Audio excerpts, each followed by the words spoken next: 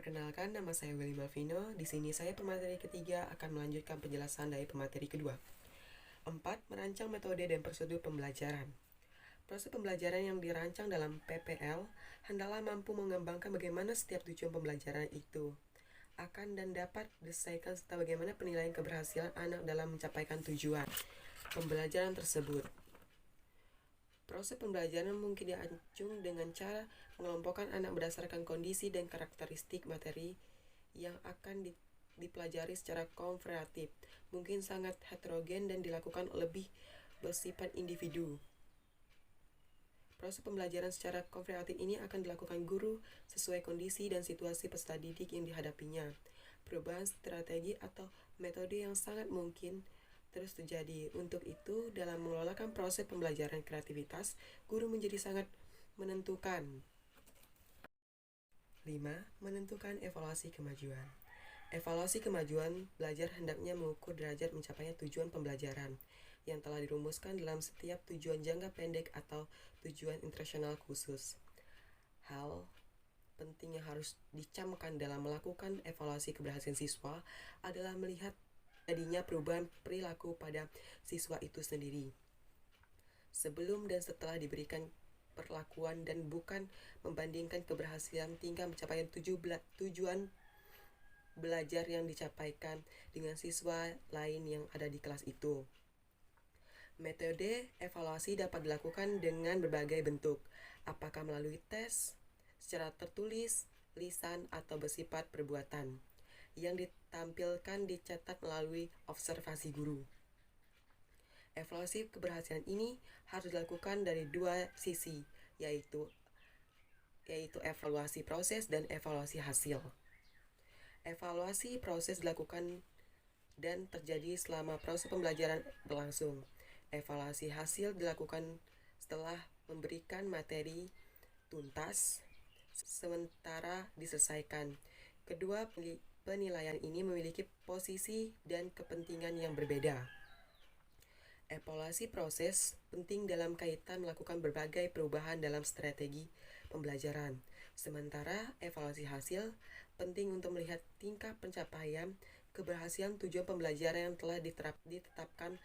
Laporan evaluasi kemajuan siswa hendaknya bersifat kuantitatif, sebab cara penilaian ini akan memberi gambaran secara nyata atau real dan tidak akan mengembangkan gambaran kemampuan yang sesungguhnya tercapai. Siswa penilaian secara kuantitatif kali memberikan gambaran yang tidak jelas. Pemberian nilai dengan angka 8 misalnya tidak memberikan makna apa-apa, bahkan memungkinkan menyesatkan penilaian secara kuantitatif.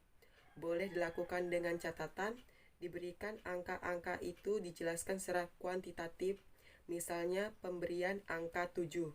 Di belakang angka itu dijelaskan misalnya dalam membaca kata makan. Dengan demikian nilai 7 menjadi lebih realitas karena nilai yang dimaksud hanya menunjukkan kepada kemampuan di dalam membaca kata makan. Program pembelajaran individual hendak diperbaiki secara terus-menerus. Perubahan itu hendaknya menuju kepada pencapaian tujuan yang telah dan sedang diselesaikan serta temuan-temuan yang diperoleh berdasarkan observasi selama proses pembelajaran berlangsung. Perubahan ini kerap kali terjadi secara signifikan dan juga diartikan sebagai gagasan melainkan sebagai kemajuan program di dalam melakukan perubahan tujuan yang lebih positif dan realistis sejalan dengan kebutuhan anak yang senantiasa berubah-ubah. Oleh karena itu, PPL jangan dijadikan semacam kontraksi yang sifatnya baku dan kaku, melainkan lentur dan sangat fleksibel. Jika perubahan itu memerlukan modifikasi yang relatif besar, maka hasil modifikasi itu hendaknya dikomunikasikan kepada orang tua dalam pertemuan rutin tim PPL.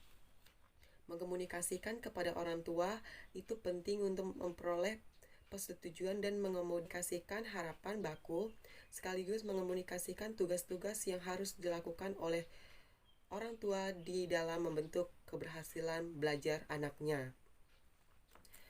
Perlu dipahami, PPL merupakan fungsi mata rantai terpadu antara asesmen dan pengajaran, asesmen dan pengajaran. Jadi pengembangan PPL tergantung pada pengumpulan data. Asesmen PPL memberi tekanan pada keterbatasan maksimal, kesesuaian penempatan dan garis besar program pengajaran. Untuk itu, PPL harus dievaluasi, kemudian ditulis ulang dalam jangka waktu 1 tahun, sepanjang layanan masih dibutuhkan. Semua ini akan berjalan dengan baik apabila komponen-komponen yang terlebih tadi memiliki sikap yang sama, konsisten, dan komitmen yang kuat. D. Pelaksanaan program pembelajaran individual. 1. Hasil yang diharapkan. Dari kurikulum yang diterapkan oleh pemerintah, perlu adanya penyesuaian di berbagai bidang sesuai dengan kekhususan yang disadangkan oleh peserta didik berkebutuhan khusus.